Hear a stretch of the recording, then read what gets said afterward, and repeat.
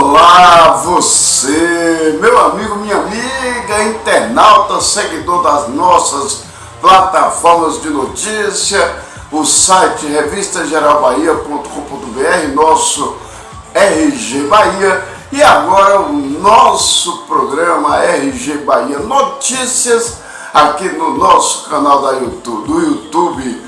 Muito obrigado pela sua companhia diária, obrigado por estar acompanhando, o nosso programa, obrigado você que curte, obrigado você que já se inscreveu, obrigado você que está pensando em se inscrever, divulgue, propague o nosso material, é bom para a gente, é bom para vocês e é bom para Macarani. Então, muito obrigado mesmo.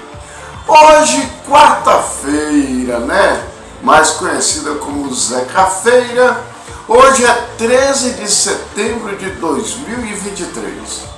E olha que interessante, hoje é Dia Nacional da Cachaça. Calma, Érico, isso não é para ficar tomando uma não, é Dia Nacional da Cachaça. Dia Mundial da Sepse, Dia do Programador, Dia Nacional de Luta dos Acidentados por Fontes Radioativas, lembram do Césio 137? Dia do Engenheiro Agrônomo e Dia de São Crisóstomo, tá certo? Ministra da Cultura Margarete Menezes fala sobre os projetos de impulsionamento da cultura no Brasil.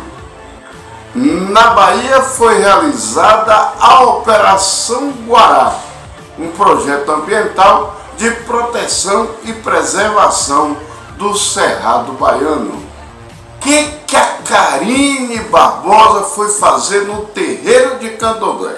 Bom, a manchete é a seguinte: Lei Paulo Gustavo foi apresentada para representantes do Candomblé e outras religiões de cultura africana em Macarani. E ontem a cidade parou com a notícia do acidente que vitimou 3 pessoas na rodovia que liga o entroncamento da Macarani na curva das 3 Cruzes, O motorista e 2 trabalhadores rurais, pequenos produtores, que vivem de cultivar a horta à margem da rodovia. Você vai saber como estão as 3 vítimas do acidente, com novas informações, o vídeo, que foi feito na hora do acidente e informações bem mais completas. Rapaz, e não é que o Erickson Araújo tem bolinha de cristal? Ele jogou que o Brasil só iria ganhar de 1-0. Eu falei que ele não estava muito confiante, pois foi o placar. Brasil 1, Peru 0, na casa lá do Peru, no Estádio Nacional de Lima, o gol foi marcado pelo zagueiro Marquinhos. Tudo isso está em destaque no nosso programa desta quarta-feira, 13 de setembro de 2023. Dá uma dosinha para mim, dia da cachaça. Perdão. Vamos ao a nossa abertura e a gente volta já já.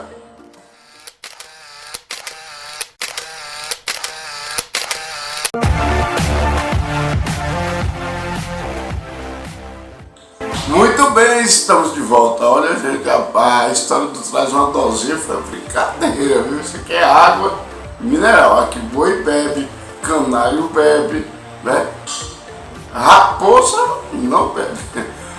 Então, vamos começar o nosso programa desta quarta-feira, 13 de setembro de 2023, e falando sobre cultura. Aliás, cultura vai ser destaque aqui durante todo o programa. Em entrevista à Agência Brasil, a ministra da Cultura, a cantora, compositora, nossa baiana Margarete Menezes, a mulher do Faraó, falou sobre projetos de cultura, como é que o seu ministério está trabalhando o desenvolvimento e o impulsionamento da cultura no estado da Bahia. Vamos ver o que ela falou. Que bom. Bom, conta pra gente então, ministra, pra gente começar, como é que vai funcionar, quais as estratégias desse programa Integridade em Cena lançado hoje? Olha, esse programa Integridade em Cena, ele vem muito em encontro das ações que o próprio governo do presidente Lula vem implementado em relação a questões sensíveis, né? A questão da transparência, a questão também do assédio, a questão da discriminação. Então, todas essas pautas estão envolvidas dentro dessa discussão que tivemos hoje, uma palestra maravilhosa, porque é importante, nesse novo momento de retomada, né? O Ministério da Cultura, os servidores públicos passaram também por muitas situações de assédio no governo passado, então essa é uma ação de reparação já, né? E instalação de um ambiente cada vez mais sadio e melhor para nós trabalharmos, além de falar também das responsabilidades, né, com o setor das políticas públicas, não é? Esse programa ele tem metas como racionalizar os custos, não é, ministra? Melhorar os resultados, tanto os resultados concretos, mas como a qualidade, né, daquilo que as políticas públicas podem oferecer para a cultura, né? Isso envolve todo mundo, servidores, os trabalhadores da cultura e até o público. Não todo mundo, porque eu acho que esse momento que estamos tendo agora, essa nova oportunidade, né, de reimplantar as políticas para o setor cultural, eu acho que quanto mais a gente puder cuidar disso, para que os resultados sejam bons resultados, tragam um retorno, tanto o retorno esperado pelo setor, como o retorno esperado também pela própria sociedade brasileira, né, em relação às ações culturais, é importante. Então, você também criar essa possibilidade de falar sobre isso, discutir sobre essa implementação da integridade no trabalho, da integridade na qualidade das entregas, é muito importante para nós nesse momento. Inclusive, Ana, existe assim essa possibilidade de diferentes atores conversarem para evitar sobreposição de ações, de gastos, inclusive, Exatamente, ministra? exatamente. Estamos muito ligados com isso. Tá certo. E, ministra, a senhora tocou num ponto aí bem sensível, que é o combate ao assédio, né? Como isso pode ser feito na prática? Olha, justamente tivemos hoje uma palestra, né, que foi ministrada pela Ouvidoria Geral da União, ouvidora geral, a Adriana Francis, e foi muito bom, porque como é um assunto muito sensível, então essa exposição dessa palestra dá um direcionamento, dá uma orientação, né? É claro que já começa aí se acender também aquela atenção maior nas relações, porque justamente você precisa de ter um ambiente propício, né? Então, nós, no Ministério da Cultura, tomamos essa iniciativa, mas essa iniciativa passará também por todos os outros ministérios do governo Lula. Agora vamos falar um pouquinho sobre o impacto econômico que o setor de cultura já está apresentando aí para o país, né?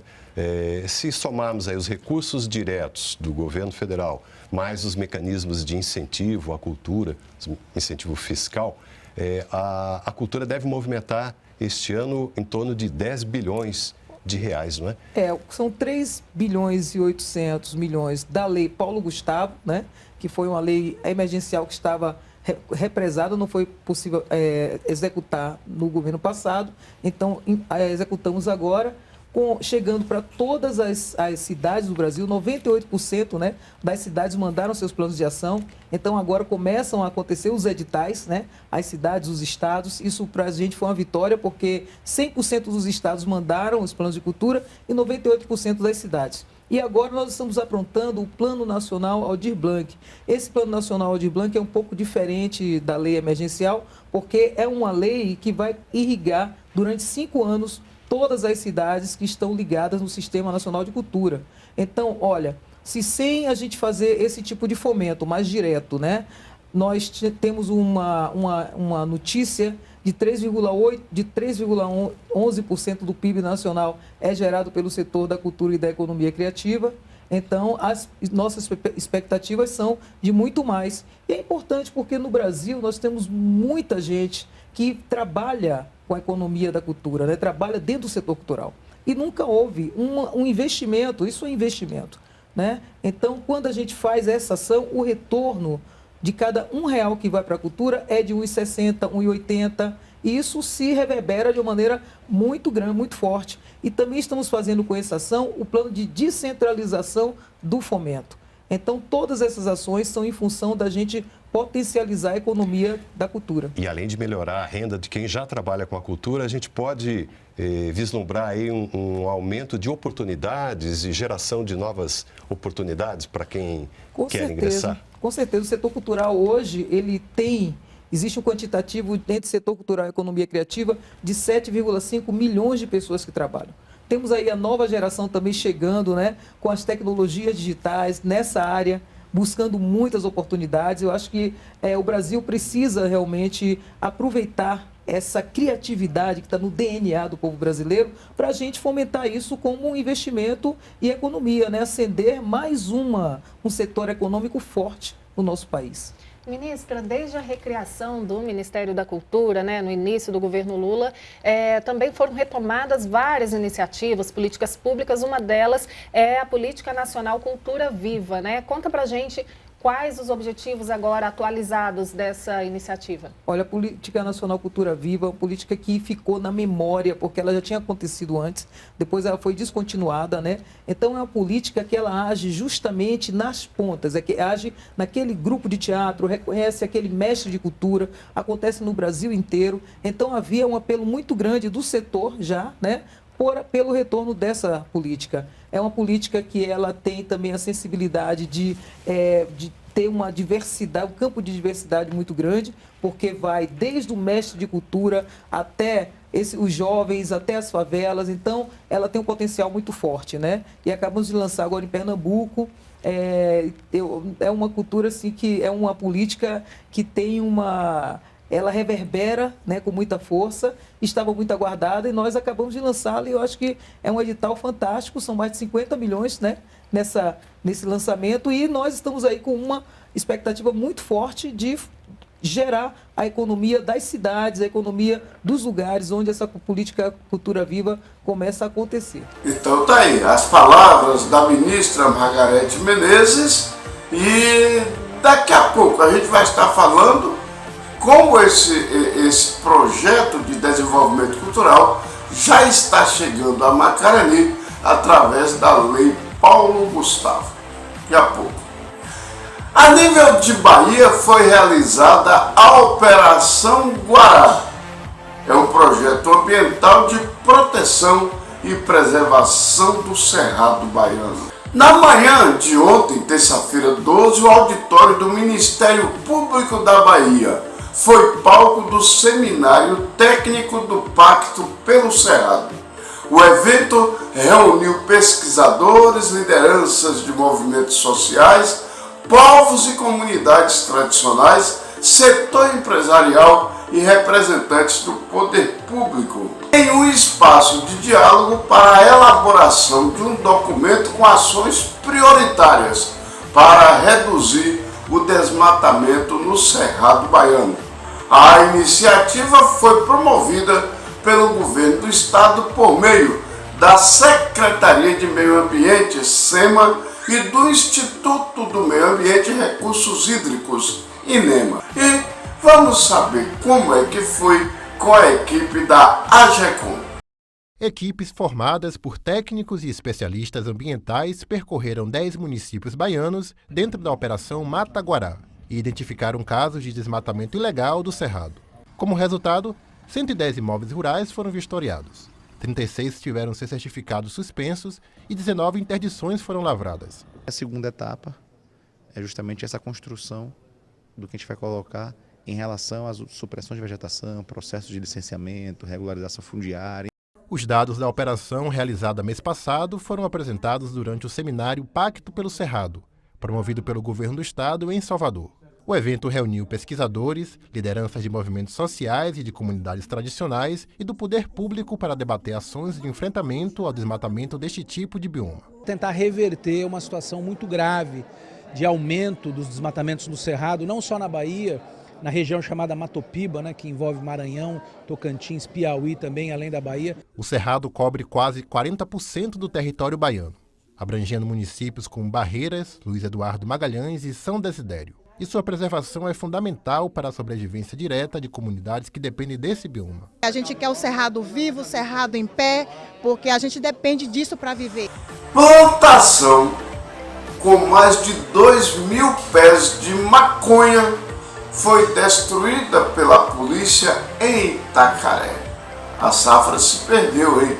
A 72ª Companhia de Polícia Militar da Bahia, CMPM, apreendeu na tarde de ontem, terça-feira, mais de 2.000 pés de maconha em uma plantação de área de mata fechada na cidade de Itacaré, litoral do Baixo Sul baiano. O fato aconteceu após informações obtidas através do Disque Denúncia. A Polícia Militar foi averiguar os fatos relatados de que numa zona rural conhecida como João Rodrigues haveria uma plantação de maconha. Exaustivamente, os policiais percorreram várias trilhas pelo meio do mato até encontrar o vasto material que foi apreendido. Prejuízo para os agricultores da cannabis sativa, né? Que tristeza para quem é usuário do produto. Lei Paulo Gustavo foi apresentada para representantes do Candomblé e outras religiões de origem africana em Macarani. Pois é, rapaz, não é que a Karine Barbosa, com seu instinto de repórter, descobriu que ontem estava sendo realizada uma reunião de apresentação da Lei Paulo Gustavo, que é uma das leis que foi citada aí na matéria de Margarete Menezes como Lei de Impulso à Cultura, e descobriu que essa reunião estava acontecendo na Baixada, estava sendo apresentada aos terreiros de Candomblé e a outros representantes de cultura afrodescendente na Bahia. E a Karine traz detalhes sobre o assunto, inclusive com entrevista ao palestrante que foi o jovem Gabriel Ferraz, representando o secretário municipal de cultura, Cleidinho Lisboa, que havia inclusive confirmado a presença no evento, mas por motivo de força maior não pôde cumprir com o compromisso agendado, mas mandou um ótimo representante. E aí, Karina, deu para rodar a baiana aí ou como é que ficamos?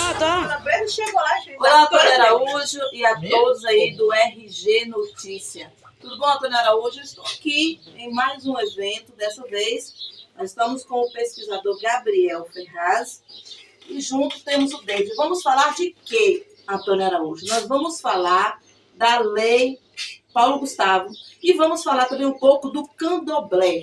É o candomblé que em Macarani está tomando uma proporção enorme e que as pessoas precisam conhecer mais sobre o candomblé, quais são as suas funções.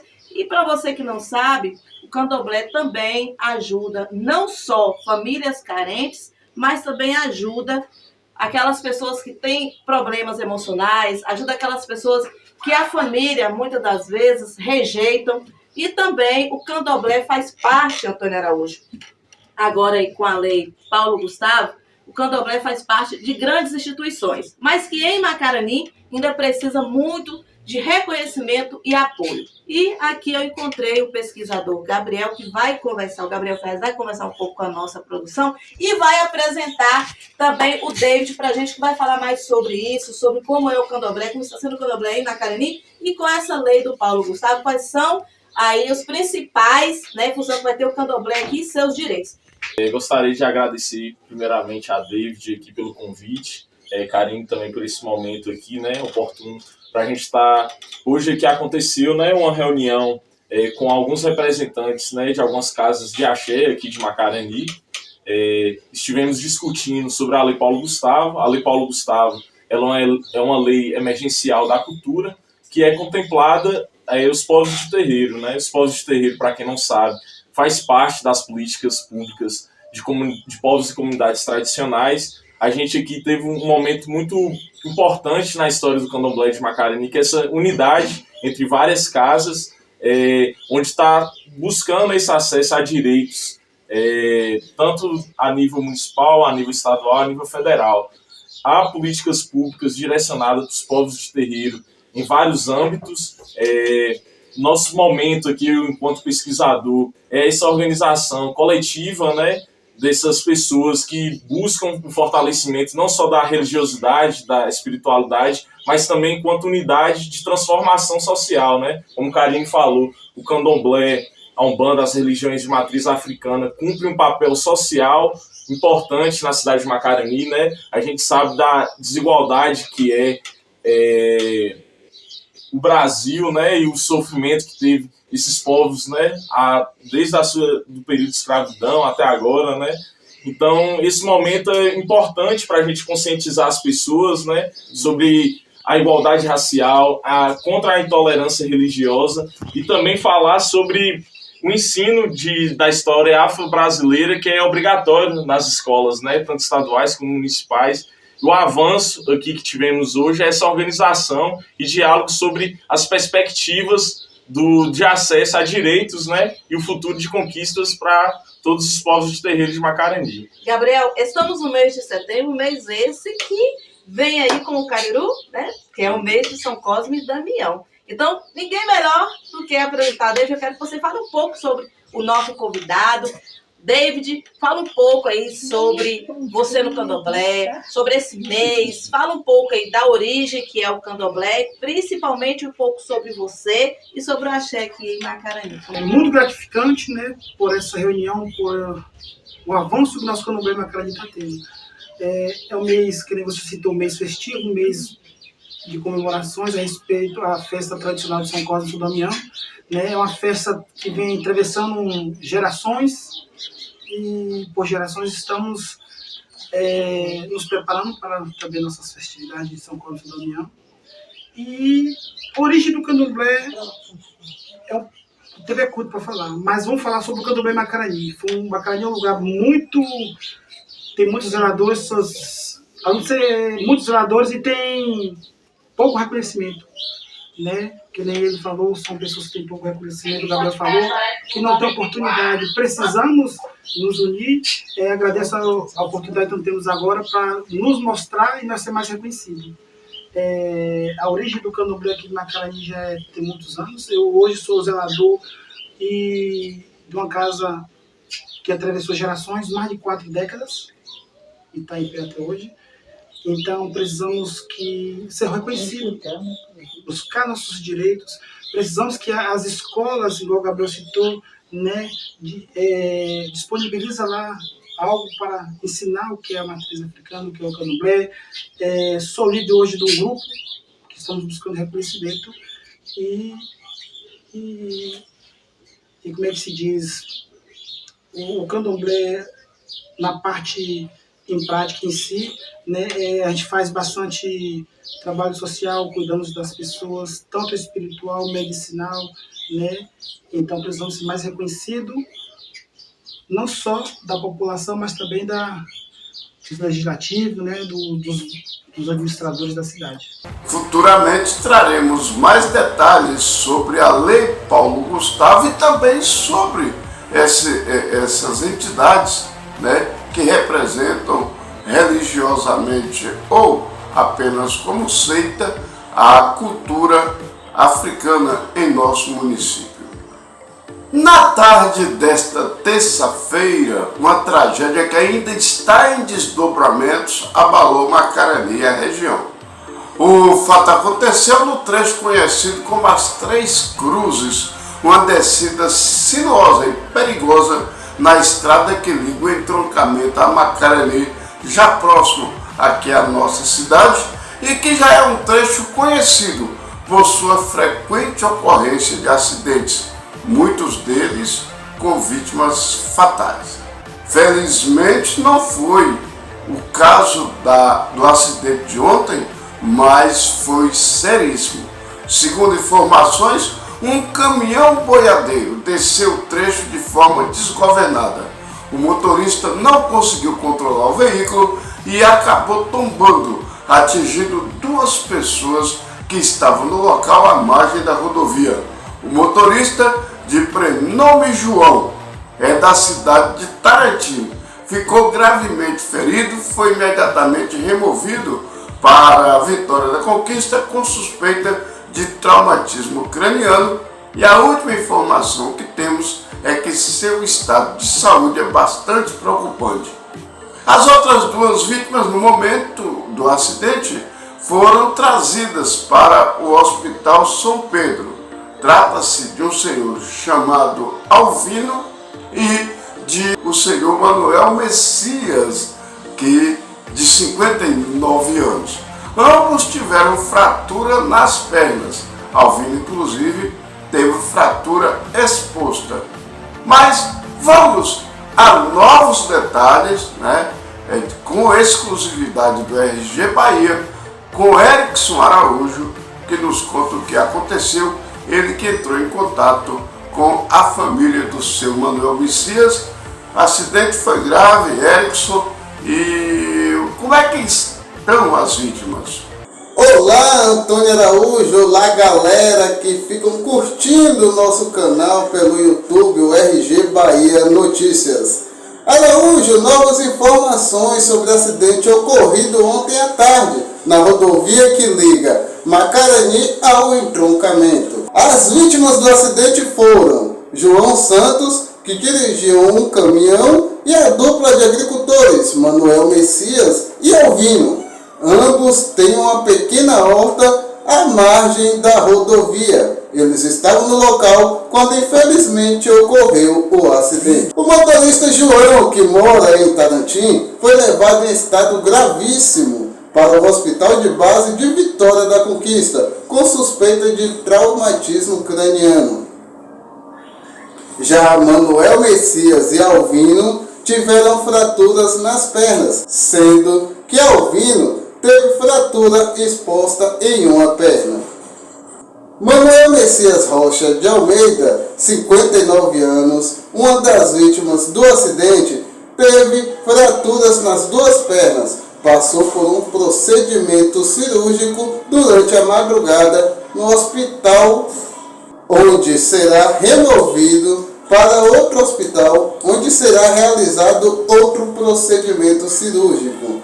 Mas aparentemente se encontra bem, não queixa dores, apesar do ocorrido. As informações são da família através da filha Laureane, a quem agradecemos pela atenção. Erickson Araújo para o RG Bahia Notícias. Então tá aí, a gente agradece muito a atenção realmente aí da Laureane, a filha do seu Manuel Messias, que nos mandou as informações, inclusive corrigindo algumas coisas aí, como por exemplo, que os dois pequenos agricultores não moram na margem da rodovia, apenas mantêm a horta por lá, né? E a situação de saúde, pelo menos, do seu Manuel Messias, né? Muito obrigado a Laureane, e inclusive fizemos um convite para que ela faça um estágio aqui no RG Bahia, porque ela se mostrou muito competente em termos de redação e desenvolvimento de assuntos. Tomara que ela aceite, né? Estamos precisando de gente nova, sangue novo na comunicação. E alguém que já tem um instinto próprio para isso.